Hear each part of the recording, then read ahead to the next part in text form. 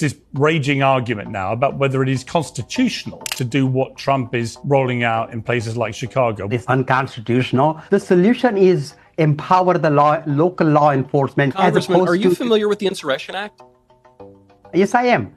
And so what do you think that's for? You said that this was illegal for the federal government to send National Guard into cities and states. What do you think the Insurrection Act is for? Congressman, do you actually know what the Insurrection Act says? But we're looking at how we might be able to hold them responsible despite the fact of federal immunity. Let's set the record straight. The Insurrection Act isn't a loophole. It's the law. It's the safeguard our founders built to preserve the Union when states refuse to protect the rights of their citizens or enforce federal law. Under normal conditions, the military doesn't act as police.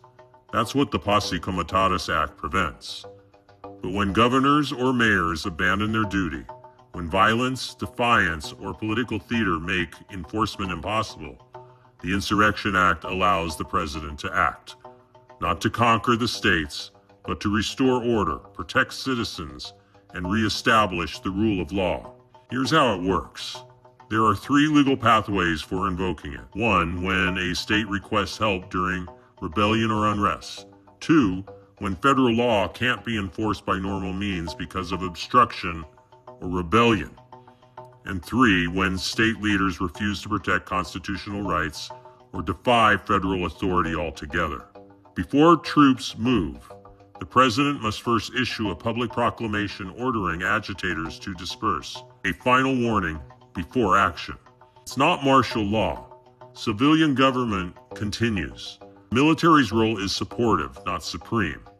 And the president's power is still bound by the Constitution, judicial review, and public accountability.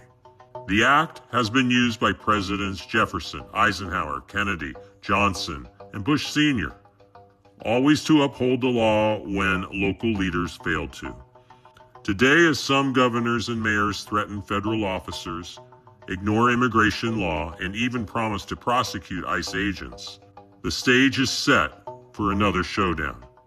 If that moment comes, the Insurrection Act is the legal mechanism that defines where state defiance ends and federal authority begins.